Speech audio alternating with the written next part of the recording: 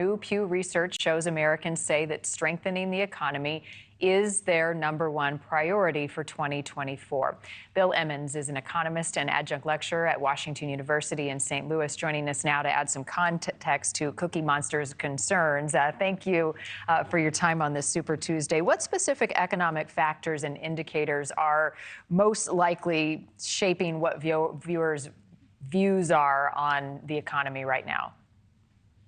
Thanks, Marni. There's a lot of research that's been done in this area, and as you suggest, inflation is very, very important. Probably how the economy is performing for people in terms of the job market, that would be the other major factor, or another way to think about that is real economic growth. So if I could just point to Ray Fair, an economist at Yale University who's been doing this work for many, many decades, and I think finds what most people believe, and as your report suggests, that the economy is very important in elections, both for the president and for Congress. And the way he thinks about it is that the economy in the year of the election, that will be through September, we'll have data through the third quarter. That's very important, but also how the economy has performed in the entire term. So going back to the beginning of 2021. And how inflation has played out over that time period. So while this election is unusual in many regards in the sense that we have two incumbents, in a sense, both Biden and Trump have served as president, and I think that's important. That'll be how people size up these relative economic data. I would say probably, of course, we don't know how the economy will perform this year. Most forecasts are for it to be, pretty middling, pretty average, so probably not a strong push either way. But in terms of the longer term, that is the full term performance, economic growth turns out to be pretty close for the Trump years and the Biden years. Now, of course, it's very complicated with COVID fitting in there. But strictly speaking, the numbers look pretty close for economic performance. The same would be true for unemployment, possibly a little bit better under the earlier period because Biden suffered with the high employment coming out of COVID. But I think, as you suggest, the decisive factor, the one economic factor that really tilts is inflation.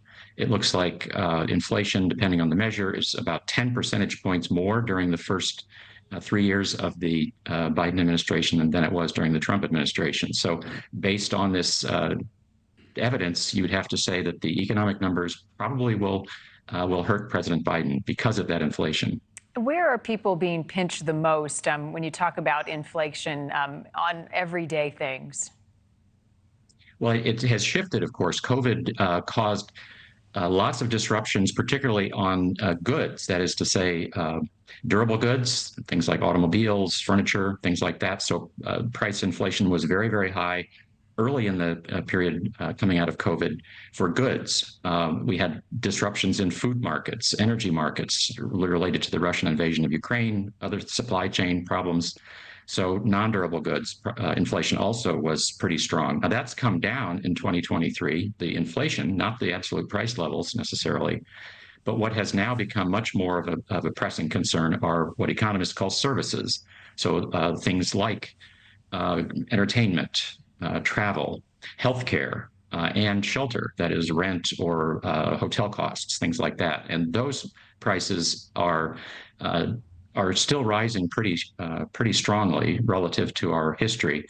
And so that's the thing that's really, I think, getting people's attention.